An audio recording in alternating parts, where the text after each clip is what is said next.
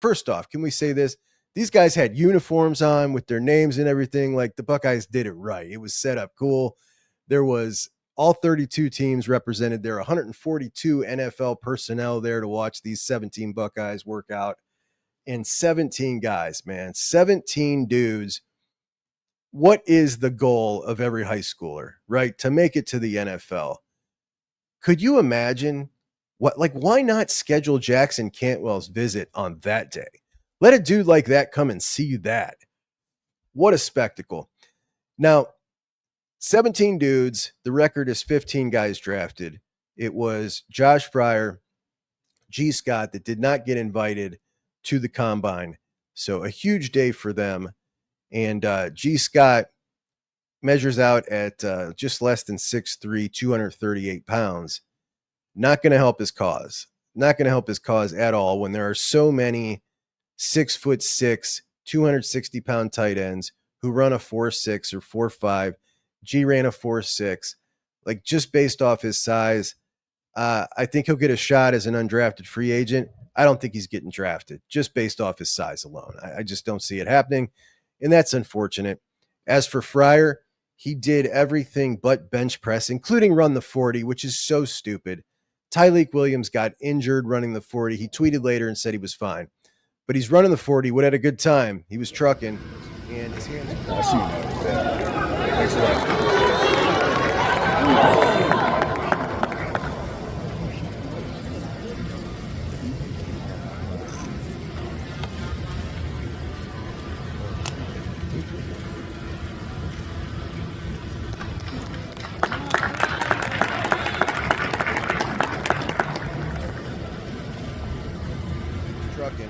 And his hamstring pulls him up, and he ends up falling over. And I just don't understand why we are still doing this. With Tyleik weighs 329 pounds. We know he's fast. We can see it on his film. I don't know why he chose to do it. I don't even know why it's an option for these big guys. Why do you even want them doing that? Watching Josh Fryer run a 40 was something, man. His feet got like 6 inches off the ground in full stride. It was just like, what are we doing here, man? But he did everything but bench, which is, if somebody sends Xavier Restrepo that memo, when you're not going to get a good score or a good mark in something, skip it. Don't do it.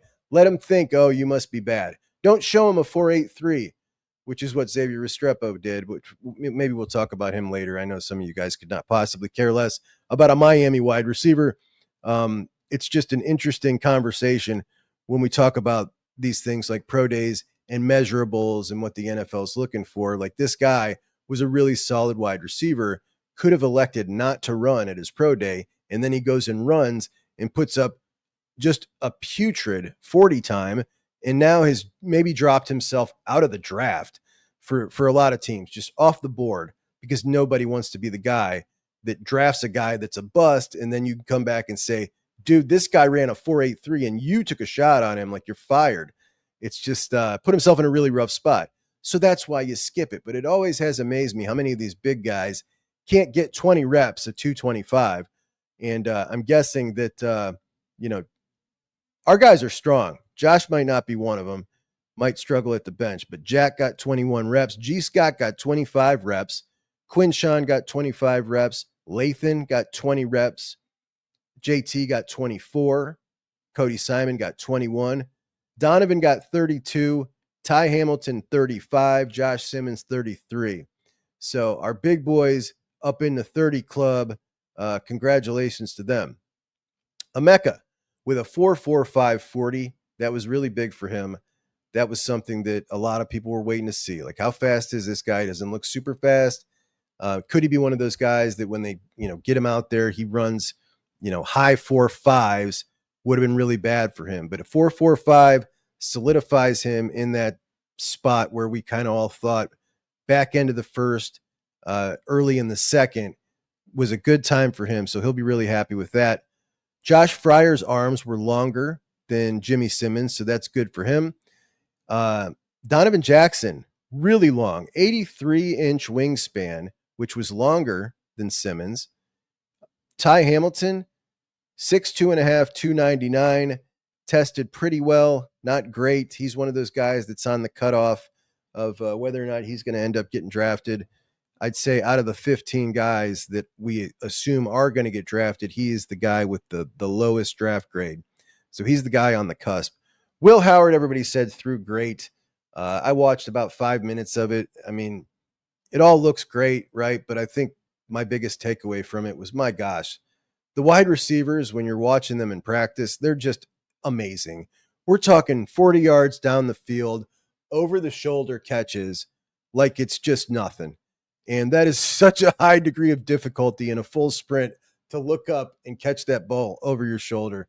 They're just crazy. Brandon Innes, the juice is real. Like, he looks so much quicker. But whenever I watch Bryson Rodgers practice, it's just, I think it's because he didn't come out of high school with the huge pedigree that most of the Ohio State receivers did, that I just don't expect him to be so damn good. That guy is so tough to cover. The way he moves, the way he comes out of a cut, his feet are so quick, and he's long, he's lanky, he's smooth. I hope to see some of him. But the problem is, you just got so much talent. Every time we see Bryson Rodgers, is maybe one less rep of Mylan Graham.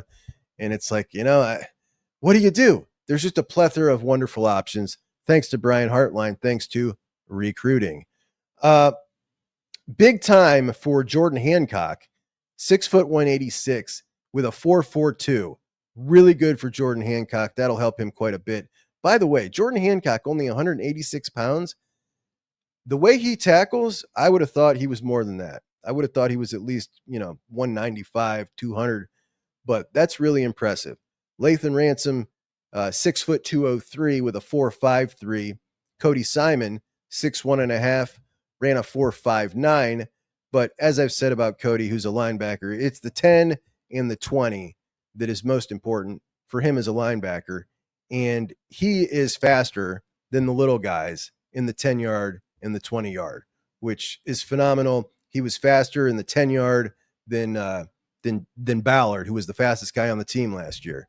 And that is extremely important. It's one of the reasons he is such a good linebacker.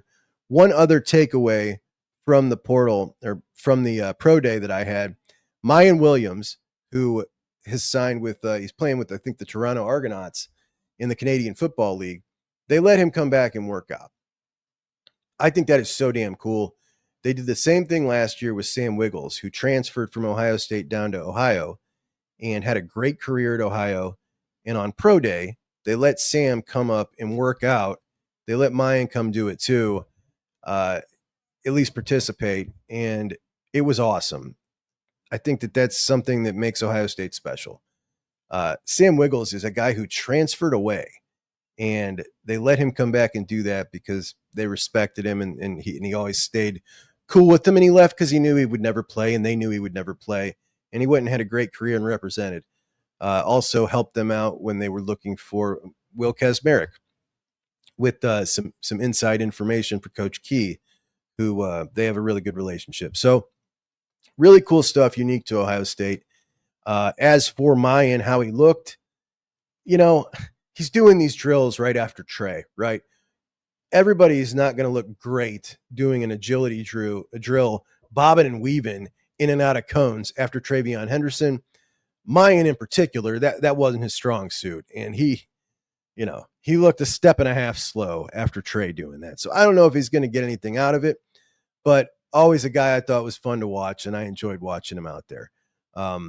Probably not an NFL running back, but it was cool that they let him participate.